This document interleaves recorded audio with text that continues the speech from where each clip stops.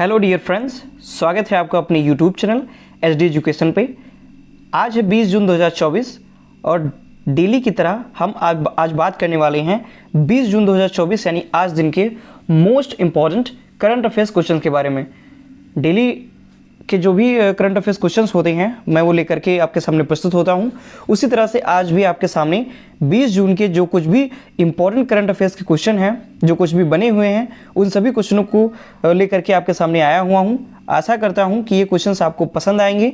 अगर क्वेश्चंस पसंद आती हैं तो प्लीज़ वीडियो को लाइक ज़रूर कीजिएगा, चैनल को सब्सक्राइब कीजिएगा और अपने दोस्तों के साथ अधिक से अधिक शेयर भी कीजिएगा। आप किसी भी कम्पिटिटिव एग्जाम की अगर तैयारी कर रहे हैं तो यहाँ से क्वेश्चंस बनने की पूरी संभावना है और आपको बहुत ही अच्छा बेनिफिट मिलने वाला है। तो चलिए शुरू करते हैं हम अपने आज के most important current affairs question के साथ। सबसे पहला क्वेश्चन है कि 19 जून को निम्न में से कौन सा दिवस मनाया जाता है। यानी कि जो 19 जून है, 19 जून के दिन कौन सा ऐसा दिवस है जो मनाया जाता है। तो फर्स्ट ऑप्शन है विश्व सिकल सेल जागरूकता दिवस, सेकंड ऑप्शन है विश्व एथनिक दिवस, थर्ड ऑप्शन है उपयुक्त दोनों और फोर्थ ऑप्शन है इनमें से कोई नहीं। तो जैसा कि आप सभी लोग जानते हैं कि हमारा जो पहला क्वेश्चन होता है वो दिवस से लेकर के होता है। तो रेगुलर की तरह आज भी हमारा पहला जो क्वेश्चन है ये दिवस पर ही है। तो 19 जून को कौन सा दिवस मनाया जाता है, तो इस प्रश्न का सही जवाब हो जाएगा ऑप्शन ऑफ फर्स्ट और सेकंड, यानी कि कह सकते हैं कि उपयुक्त दोनों। तीसरा ऑप्शन एकदम सही ऑप्शन है कि 19 जून को विश्व सिकल सेल जागरूकता दिवस और विश्व एथनिक दिवस ये दोनों दिवस मनाए जाते हैं। सबसे पहले हम बात करते हैं विश्व सिकल सेल जागरूकता दिवस की। तो विश्व सिकल सेल जागरूकता दिवस 19 जून को मनाया जाता है। इस दिवस की जो शुरुआत है वो संयुक्त राष्ट्र महासभा में वर्ष 2008 में की गई थी। तो जो सिकल सेल दिवस है यह 19 जून को मनाया जाता है और इसकी जो शुरुआत है वो संयुक्त राष्ट्र महासभा ने वर्ष 2008 में की थी। सिकल सेल रोग जो होता है या सिकल सेल एनीमिया, ये लाल रक्त कोशिकाओं की एक प्रमुख वंशानुगत असामान्यता होती है। यानी कि यह जो हमारा ब्लड होता है, तो ब्लड में जो आरबीसी पाई जाती हैं यानी कि रेड ब्लड कॉर्पसल्स जो पाई जाती हैं, तो उनमें एक ये विशेष प्रकार का एक रोग होता है, एक वंशानुगत रोग होता है। यानी कि कह सकते हैं कि यह जो बीमारी होती है यह वंशानुक्रम के द्वारा यानी कि पीढ़ियों के द्वारा, यानी कि अगर आपके माता पिता में हैं तो उनके जो बच्चे होते हैं उनमें होने की पूरी संभावना होती है। तो इस बीमारी में होता क्या है, इसमें जो लाल रक्त कोशिकाएं होती हैं इनका जो आकार होता है ये अर्धचंद्राकार हो जाता है या हंसिया जैसा हो जाता है। तो जो ये आरबीसी होती हैं इनका आकार अर्धचंद्राकार या हंसिया जैसा हो जाता है सिकल सेल एनीमिया में, जिसके कारण ये जो ब्लड होता है ये पूर्णतः जो शरीर में है वो फ्लो नहीं कर पाता है और जो विशेष अंग होता है किसी भी अंग में वहाँ पर जितनी भी ब्लड की मात्रा आवश्यकता होती है वो उतनी मात्रा में वहाँ पर पहुँच नहीं पाता है और ब्लड की कमी हो जाती है। इसी कारण इसे सिकल सेल एनीमिया के नाम से भी जानते हैं या फिर इसे सिकल सेल रोग कहा जाता है। अगले पॉइंट की ओर बढ़ते हैं। जो हमारा दूसरा दिवस है विश्व एथनिक दिवस, यह भी 19 जून को मनाया जाता है। इसके मनाने का जो उद्देश्य होता है, तो यह दिवस विश्व भर में अलग अलग क्षेत्रों की ऐतिहासिक विरासत, सभ्यता, मानव जाति, विज्ञान, कला और संस्कृति को सहेजने के लिए जागरूकता फैलाने के उद्देश्य से मनाया जाता है। यानी कि जो विश्व एथनिक दिवस होता है इसके मनाया जाने का उद्देश्य जो होता है कि जो हमारा जो वर्ल्ड है विश्व भर में, यानी कि संसार में भिन्न भिन्न प्रकार की विरासतें पाई जाती हैं, विभिन्न प्रकार की सभ्यताएं निवास करती हैं, जो मानव जाति है ये निवास करती है, कला, विज्ञान, सभी जितनी भी जातियां होती हैं, जितने भी धर्म होते हैं उन सभी में अपनी अलग अलग संस्कृतियां पाई जाती हैं।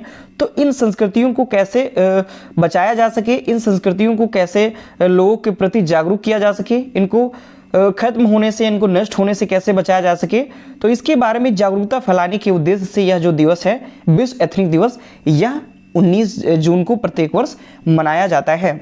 बढ़ते हैं अपने अगले प्रश्न की ओर। हमारा अगला प्रश्न है, हाल ही में जारी पर्यावरण प्रदर्शन सूचकांक 2024 में भारत किस स्थान पर है। यानी कि अभी हाल ही में पर्यावरण प्रदर्शन सूचकांक जारी किया गया 2024 पर्यावरण प्रदर्शन सूचकांक, तो इसमें जो भारत है वो किस स्थान पर है। तो फर्स्ट ऑप्शन है 172वें स्थान पर, सेकंड ऑप्शन 176वें स्थान पर, थर्ड ऑप्शन 174वें स्थान पर, फोर्थ ऑप्शन है 178वें स्थान पर। तो इस प्रश्न का सही जवाब हो जाएगा ऑप्शन नंबर सेकेंड, यानी कि जो पर्यावरण प्रदर्शन सूचकांक 2024 है इसमें भारत 176वें स्थान पर है। कितने स्थान पर है? 176वें स्थान पर जो भारत है वह पहुंच चुका है। तो भारत 27.6 अंकों के साथ इस सूचकांक में 180 देशों में 176वें स्थान पर पहुंच गया है। यानी कि टोटल कितने देश इसमें दर्शाए गए हैं? टोटल 180 देश इसमें दर्शाए गए हैं, जिसमें जो भारत है वह 176वें स्थान पर है। तो इस प्रकार 176वें स्थान की जो पोजीशन है, तो ये पोजीशन ज़्यादा अच्छी नहीं कही जा सकती है। तो बात करते हैं कि अमेरिका के येल विश्वविद्यालय के पर्यावरण कानून एवं नीति केंद्र द्वारा यह सूचकांक जारी किया गया है। अगर बात करते हैं जारीकर्ता कौन है, तो अमेरिका के येल विश्वविद्यालय के पर्यावरण कानून एवं नीति केंद्र, इसके द्वारा यह जो सूचकांक है जारी किया गया है, जिसमें जो भारत है वह 176वें स्थान पर है। अगर बात करते हैं फर्स्ट स्थान पर कौन है, तो बाल्टिक देश के एस्टोनिया, यानी कि जो एस्टोनिया देश है इसको प्रथम स्थान प्राप्त हुआ है। यानी कि जो बाल्टिक देश हैं उन देशों में जो एस्टोनिया है, एस्टोनिया को प्रथम स्थान प्राप्त हुआ है। बढ़ते हैं अपने अगले प्रश्न की ओर। हमारा अगला प्रश्न है, हाल ही में किस राज्य के पूर्व राज्य मुरलीधर चंद्रकांत भंडारे का निधन हो गया? यानी कि किस राज्य के जो पूर्व राज्यपाल रह चुके मुरलीधर चंद्रकांत भंडारे, इनका भी हाल ही में निधन हुआ है। तो फर्स्ट ऑप्शन है केरल, सेकंड ऑप्शन है उड़ीसा, थर्ड ऑप्शन है महाराष्ट्र और फोर्थ ऑप्शन है कर्नाटक। तो इस प्रश्न का सही जवाब हो जाएगा ऑप्शन नंबर सेकंड, यानी कि उड़ीसा राज्य के जो पूर्व राज्यपाल रह चुके मुरलीधर चंद्रकांत भंडारे, इनका अभी हाल ही में निधन हो गया। और इनका निधन कब हुआ? तो उड़ीसा राज्य के पूर्व राज्यपाल मुरलीधर चंद्रकांत भंडारे का 15 जून को 95 वर्ष की आयु में निधन हो गया। यानी कि कितने वर्ष के थे? ये 95 वर्ष के थे जिनका अभी निधन हो गया है। अगर इनके जन्म की बात की जाए तो 10 दिसंबर 1928 को मुंबई में इनका जन्म हुआ था। और मुंबई में जन्मे जो मुरलीधर चंद्रकांत भंडारे हैं, ये महाराष्ट्र में कांग्रेस के एक वरिष्ठ नेता थे। यानी कि किस पार्टी से संबंधित थे? ये कांग्रेस पार्टी से संबंधित थे। बात करते हैं, इन्होंने 3 कार्यकालों के लिए राज्यसभा के सदस्य के रूप में भी कार्य किया। यानी कि ये राज्यपाल तो थे ही, उसके साथ साथ ये 3 कार्यकाल के लिए राज्यसभा के सदस्य के रूप में भी इन्होंने कार्य किया, जिसमें ये जून 1980, अप्रैल 1982 और अप्रैल 1988 में ये राज्यसभा के सदस्य के रूप में चुने गए थे। तो इस प्रकार ये 3 कार्यकाल के लिए राज्यसभा के सदस्य के रूप में भी इन्होंने कार्य किया था। बढ़ते हैं अपने अगले प्रश्न की ओर। हमारा अगला प्रश्न है, हाल ही में इजराइल देश की नौसेना को किस देश से एक नया लैंडिंग क्राफ्ट मिला? यानी कि इजराइल देश की जो नौसेना है इसको किस देश ने एक नया लैंडिंग क्राफ्ट दिया है? तो फर्स्ट ऑप्शन है रूस, सेकंड ऑप्शन है फ्रांस, थर्ड ऑप्शन है अमेरिका और फोर्थ ऑप्शन है जापान। तो इस प्रश्न का सही जवाब हो जाएगा ऑप्शन नंबर थर्ड, यानी कि जो जापान देश है इसने इजराइल देश की नौसेना को एक नया लैंडिंग क्राफ्ट दिया हुआ है। बात करते हैं, इजराइल नौसेना को अमेरिका द्वारा निर्मित दूसरा नया लैंडिंग क्राफ्ट प्राप्त हुआ है। यानी कि इन्होंने जो बात की थी तो इससे पहले एक दिया गया था और अब दूसरा लैंडिंग क्राफ्ट जो है वो अमेरिका द्वारा दिया गया है।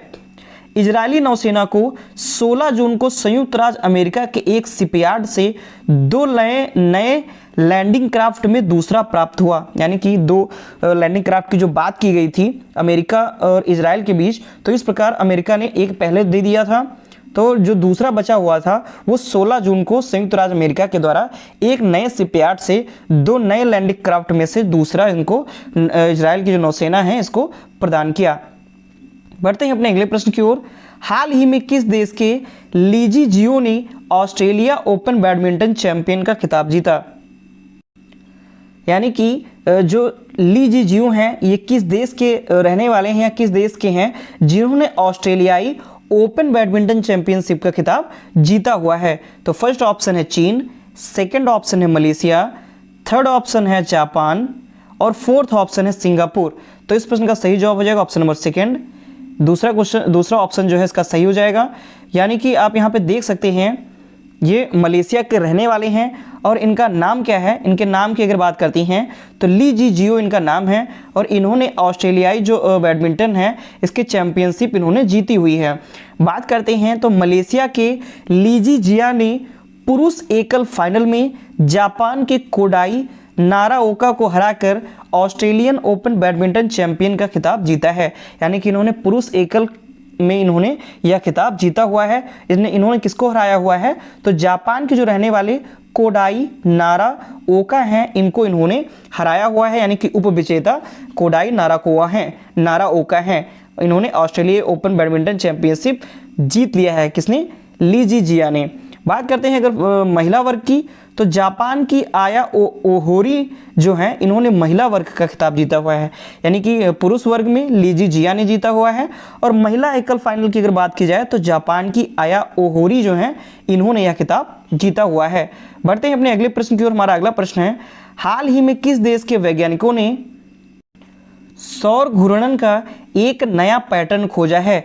यानी कि किस देश के जो वैज्ञानिक हैं, इन्होंने सौर घूर्णन यानी कि जो सौरमंडल होता है, तो वो जो गति कर रहा होता है, जो घूर्णन गति करता है, घूम रहा होता है, तो वो उसका एक नया पैटर्न खोजा हुआ है कि किस नए पैटर्न पर वह गति कर रहा है। तो फर्स्ट ऑप्शन है रूस, सेकंड ऑप्शन है अमेरिका, थर्ड ऑप्शन है चीन, और फोर्थ ऑप्शन है भारत।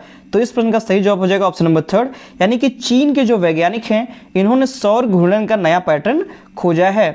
चीनी वैज्ञानिकों ने सौर घूर्णन के नए पैटर्न का पता लगाया है, जो सूर्य की गतिशीलता के बारे में मौजूदा सिद्धांतों को चुनौती देता है।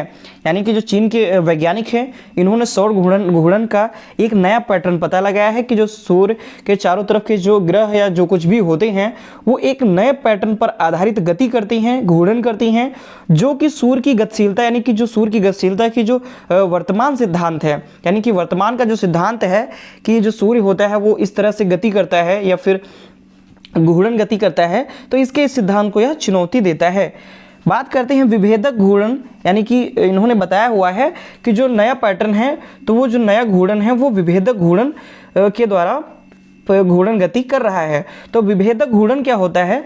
तो विभेदक घूर्णन से तात्पर्य उस घटना से है जिसमें सूर्य के विभिन्न भाग अलग अलग गति से घूमते हैं।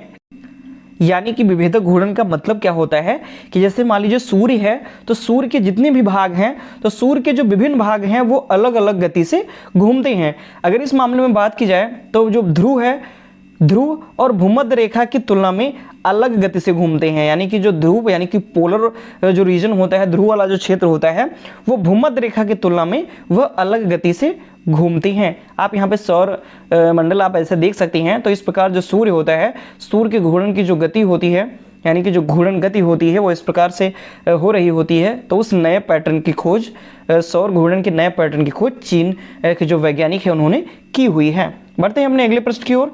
हमारा अगला प्रश्न है, हाल ही में चर्चा में रहा गांधी सागर वन्यजीव अभयारण्य किस राज्य में है? यानी कि जो गांधी सागर वन्यजीव अभयारण्य है, ये किस राज्य में है? तो फर्स्ट ऑप्शन है केरल, सेकंड ऑप्शन है मध्य प्रदेश, थर्ड ऑप्शन है तमिलनाडु, और फोर्थ ऑप्शन है महाराष्ट्र। तो इस प्रश्न का सही जवाब हो जाएगा ऑप्शन नंबर सेकंड, यानी कि जो गांधी सागर वन्यजीव अभयारण्य है, यह मध्य प्रदेश में स्थित है। बात करते हैं गांधी सागर वन्यजीव अभयारण्य, तो यह मध्य प्रदेश राज्य में स्थित है।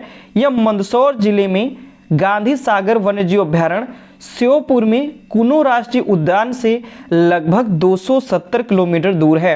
यानी कि श्योपुर में जो कुनो राष्ट्रीय उद्यान है, इससे लगभग 270 किलोमीटर दूर पर गांधी सागर वन्यजीव अभयारण्य स्थित है, जो कि मंदसौर जिले में है। मध्य प्रदेश के मंदसौर जिले में यह स्थित है। बात करते हैं गांधी सागर अभयारण्य में चीतों के पुनर्वास को लेकर के यह चर्चा में रहा है।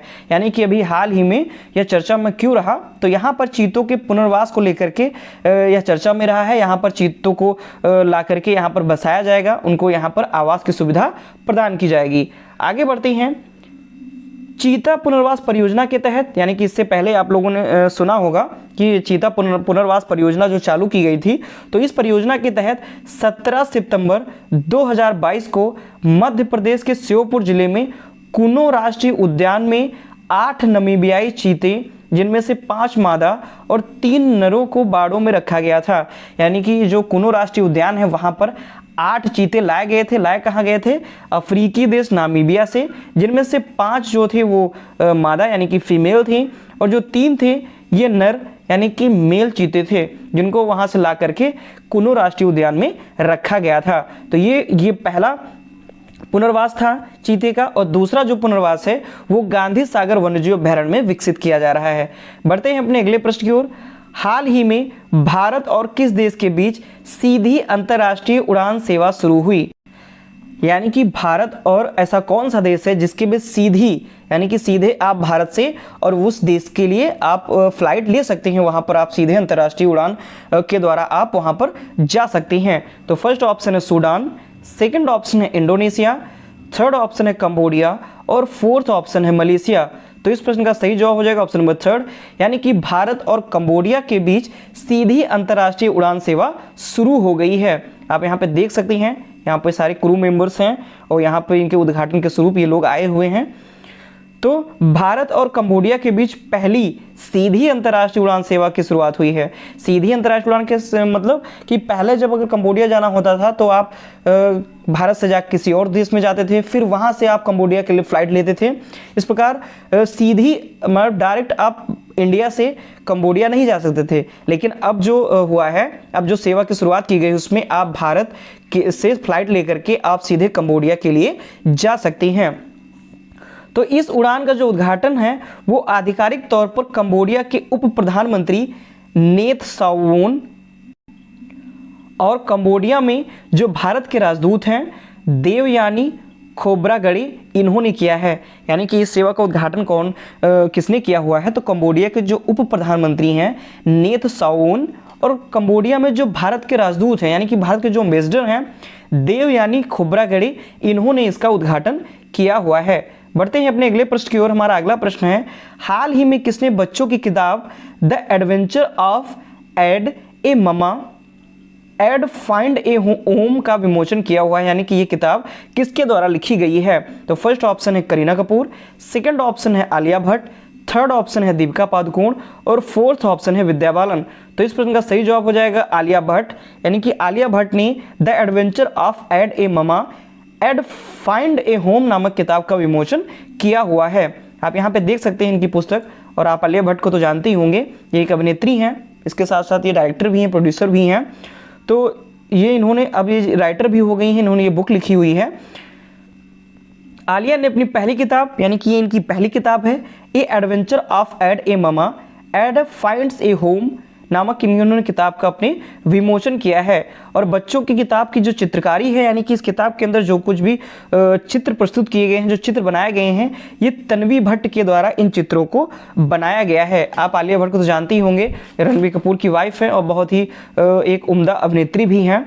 तो इन्होंने यह किताब लिखी हुई है, यानी कि अभी अभिनेत्री के साथ साथ राइटर भी हो गई हैं। बढ़ते हैं अपने अगले प्रश्न की ओर। हमारा अगला प्रश्न है, हाल ही में दुनिया के सबसे ऊंचे रेलवे पुल पर भारतीय रेलवे ने पहला ट्रायल रन पूरा किया, यह किस नदी पर है? यानी कि दुनिया के सबसे ऊंचा जो रेल पुल है यह किस नदी पर बना हुआ है जिस पर भारतीय रेलवे ने अपना पहला ट्रायल पूरा किया हुआ है? तो फर्स्ट ऑप्शन है झेलम, सेकंड ऑप्शन है सतलज, थर्ड ऑप्शन है चिनाब और फोर्थ ऑप्शन है गंगा। तो इस प्रश्न का सही जवाब हो जाएगा ऑप्शन नंबर थर्ड, यानी कि चिनाब नदी पर जो दुनिया का सबसे ऊंचा रेलवे पुल है यह बना हुआ है और इसी पर भारतीय रेलवे ने अपना पहला ट्रायल पूरा किया है। आप यहाँ पर देख भी सकते हैं, ये दुनिया का सबसे ऊंचा पुल है जो कि चिनाब नदी पर बना हुआ है, यानी कि जो जम्मू कश्मीर है, जम्मू कश्मीर की जो चिनाब नदी है उस नदी के ऊपर यह दुनिया का सबसे ऊंचा रेलवे पुल बना हुआ है। बात करते हैं, भारत में दुनिया का सबसे ऊंचा रेलवे ब्रिज बन करके तैयार हो चुका है और चिनाब नदी से लगभग 359 मीटर ऊंचे बने चिनाब रेलवे ब्रिज पर ट्रेन का ट्रायल भी किया जा रहा है और इसका ट्रायल पूरा हो भी चुका है। यानी कि एक ट्रेन, यानी कि ट्रायल का मतलब क्या होता है, यानी कि जो रेलवे पुल बना हुआ है उस पर से ट्रेन को गुजारना, वहां से ट्रेन को चालू करना। तो यानी कि इसका ट्रायल भी हो चुका है और ये दुनिया का सबसे ऊंचा रेलवे ब्रिज है, जो कि इसकी ऊंचाई अगर बात की जाए तो 359 मीटर लगभग यह ऊंचा है। और इसका नाम क्या है? इसका नाम है चिनाब रेलवे ब्रिज, जो दुनिया का सबसे ऊंचा रेलवे ब्रिज है। मोस्ट इंपॉर्टेंट क्वेश्चन है ये। तो ये थे आज के हमारे top 10 most important current affairs questions, जो कि बहुत ही मेहनत के साथ में तैयार किए गए थे। ये कंटेंट बहुत ही मेहनत के साथ में आपके लिए लाया जाता है और इम्पॉर्टेंट जो कुछ भी क्वेश्चंस बन सकते हैं उन्हीं चुनिंदा प्रश्नों को लिया जाता है। तो इसमें काफ़ी ज़्यादा मेहनत लगती है। तो इसीलिए अगर आपको ये क्वेश्चंस पसंद आते हैं या वीडियो अगर आपको पसंद आती है तो वीडियो को लाइक करना आप बिल्कुल मत भूलिएगा। वीडियो को आप लाइक जरूर कीजिए, अपने दोस्तों के साथ अधिक से अधिक वीडियो को शेयर कीजिए और हमारे चैनल को सब्सक्राइब भी कीजिए ताकि आने वाली जो भी वीडियो हो उनकी नोटिफिकेशन आपको टाइम पर मिल सके। धन्यवाद।